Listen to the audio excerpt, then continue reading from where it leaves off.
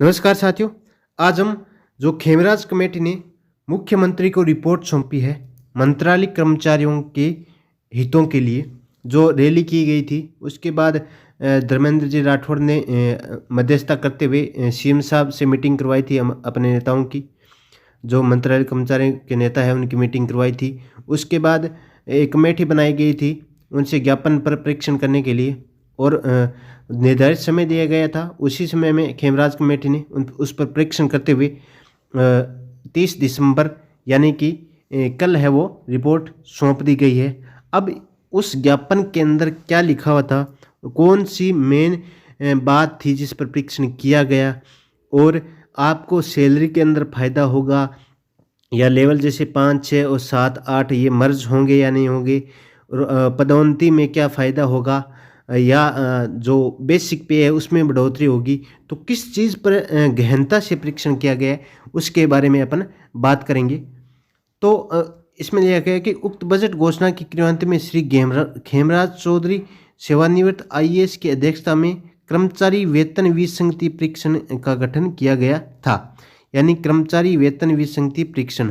अब ये वेतन विसंगति परीक्षण किस प्रकार का था और इसमें क्या सबसे प्रमुखता से मांग रखी गई थी और जिस पर सबसे ज़्यादा चर्चा होती है उसकी न्यूज़ तो मीडिया के अंदर आई जाती है।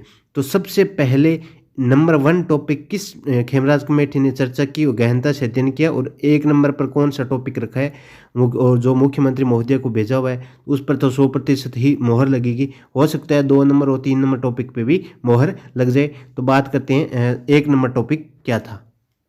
1 नंबर टॉपिक था कि सचिवालय सेवा के अनुसार, यानी जिस प्रकार सचिवालय सेवा में जो पदोन्नति के और पद है वो किस प्रकार आगे के पदों पर पदोन्नति होती है, कौन सा ग्रेड पे मिलता है, उसी अनुसार है जो देना है।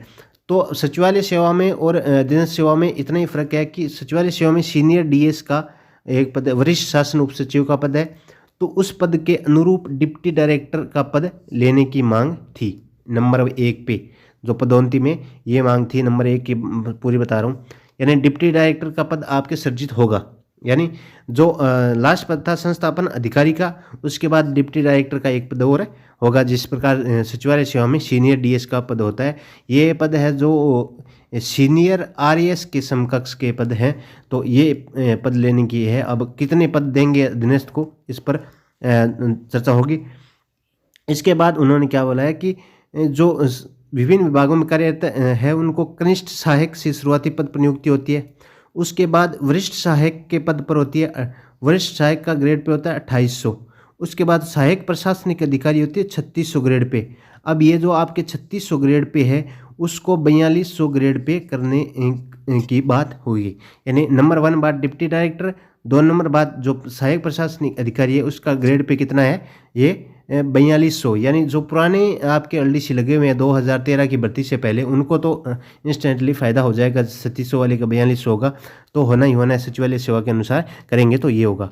उसके बाद अतिरिक्त प्रशासनिक अधिकारी और संस्थापन अधिकारी। अब क्या होगा कि संस्थापन अधिकारी से आगे एक डिप्टी डायरेक्टर के पद जुड़ेंगे, तो अब जो संस्थापन अधिकारी लगे हुए हैं उनमें से डिप्टी डायरेक्टर बन जाएंगे। तो आपके लगभग सभी को जितने भी डिप्टी डायरेक्टर के पद आएंगे 5 या 7, तो नीचे तक आपकी यूडीसी तक पद है वो बढ़ते जाएंगे, तो आपका कैडर है वो बड़ा हो जाएगा। एक ये फ़ायदा होगा। अब सचिवालय में क्या होता है, किस प्रकार पैटर्न मिलेगा और उसमें से आपको क्या फ़ायदा होगा, उसके बारे में बात करते हैं। यानी इस पर सीधी अपन बात करें तो मैं आपको बता दूं कि 1 नंबर डिप्टी डायरेक्टर का पद दिया जाएगा आपको, और 2 नंबर आपके जो सहायक प्रशासन अधिकारी का 3600 ग्रेड पे होता है, वो ग्रेड पे है वो 4200 दिया जाएगा। अब जो डिप्टी डायरेक्टर के आपके पद होंगे, तो उससे आपको जो जितने भी पद होंगे वो आपके लिए एडवांटेज होगा। हो सकता है संस्थापन अधिकारी के पद काट के डिप्टी डायरेक्टर में जोड़ दिए जाए, तो इससे बड़े वाले जो पहले के लगे हुए हैं उनको तो फ़ायदा होगा और नए लगे हैं उनको फ़ायदा नहीं होगा। अब बात करते हैं सचिवालय में किस प्रकार पैटर्न होता है। कि सचिवालय सेवा में सबसे बड़ा पद है सीनियर डीएस, यानी सीनियर डिप्टी सेक्रेटरी।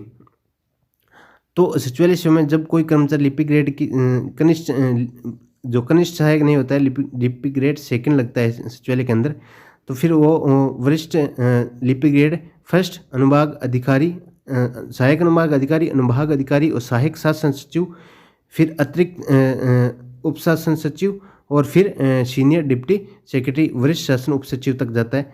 तो ये पद है वो वरिष्ठ शासन सचिव के समकक्ष पद है वो डिप्टी डायरेक्टर पद लेने का बात करें। अब अपन बात करते हैं कि लेवल को मर्ज करेंगे या नहीं। ये थी 1 नंबर पॉइंट की बात।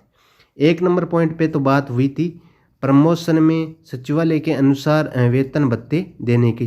तो सचिवालय के अनुसार वेतन भत्ते और दे रहे हैं आपको। एक तो डिप्टी डायरेक्टर का पद दे रहे हैं और 3600 को 4200 में कन्वर्ट कर रहे हैं। 1 नंबर टॉपिक ये हो गया, यानी इस पे तो मोहर लगनी ही है, लगनी है। अब आगे की बात अपन करते हैं, आगे क्या होगा। आगे बात है लेवल 6, 7, 8 या 5, इन चारों में से किसी लेवल को मर्ज करना। L8 तो 2800 का हो गया, तो ये होगा नहीं, यानी 6, 7 और 5, 6 और 7 को लेवल को मर्ज करने की बात चली। इससे क्या होगा, प्रत्येक जो 18 में 13 में लगे हुए हैं उनके 4500 तक बेसिक है वो बढ़ सकती है, यानी तो इसके लिए ये बात रखी गई है नंबर 2 पे, और इस पर परीक्षण किया गया है। तो लेवल को मर्ज करने का है या किस प्रकार का है वो, उस पर मोहर लग सकती है। लेकिन नंबर 1 पर मोहर लगी कि तो हो सकता है दो को अदरवाइज में छोड़ दिया जाए या बोल दी जाए अगले साल जो बजट पेश करेंगे, नई सरकार हमारी बनेगी तो हम कर देंगे, तो ऐसा भी हो सकता है। तो पुराने आपके कर्मचारी लगे हुए हैं, उनमें से आपके ज़्यादातर नेता थे, उन सभी को फ़ायदा होने वाला है और इन लेवल को मर्ज करने का भी कोई नहीं है।